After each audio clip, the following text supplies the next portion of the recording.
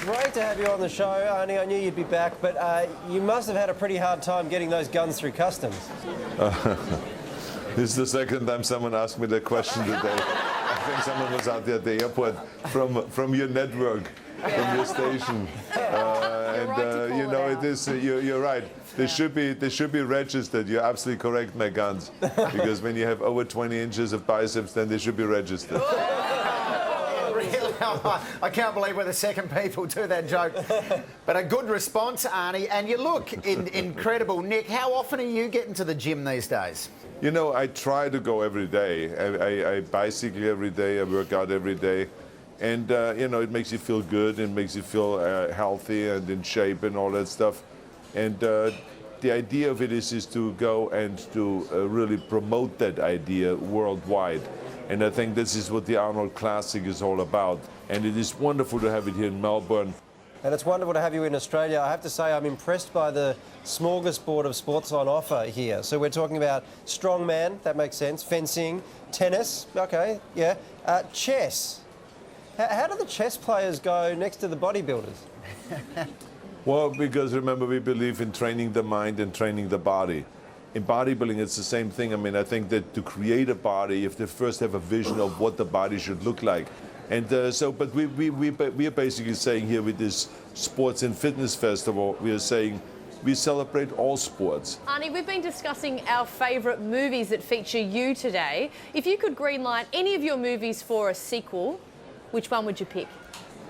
I think that the great thing is that a lot of my movies lend itself for sequels. But I think that the next one that I'm doing that is was called Twins, and we are now doing a sequel to that, which is called Triplets, with Eddie Murphy being the third kid. Yes. So there's then me and Danny DeVito and Eddie Murphy, you know, and so that is very funny because you say to yourself, how does the black guy get in there into that mix, right? But they would, you know, it would be explained in the movie how it happened with the mix of the sperm and all that kind of stuff, and the experiment.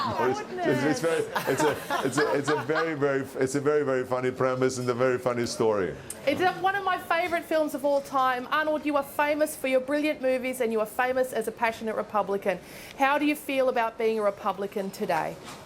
Well, I always felt proud being a Republican. I think the key thing is not to be so concerned about the party label, because in the end, I think that we have to all be public servants rather than party servants. And those people that get stuck in the parties are the people that should get out of politics. I think that we should always be kind of like serving the people.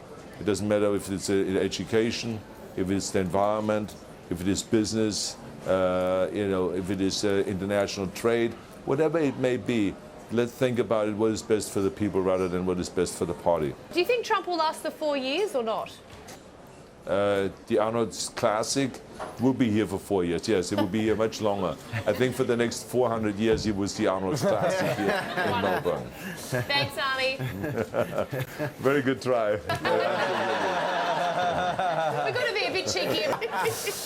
The Arnold Classic kicks off today, and to find out what else he's up to when he's in... This one is really old. I'm going to stick my neck out and say it's 17th century. They're very collectible. A piece like this would make at least £12,000 to £15,000.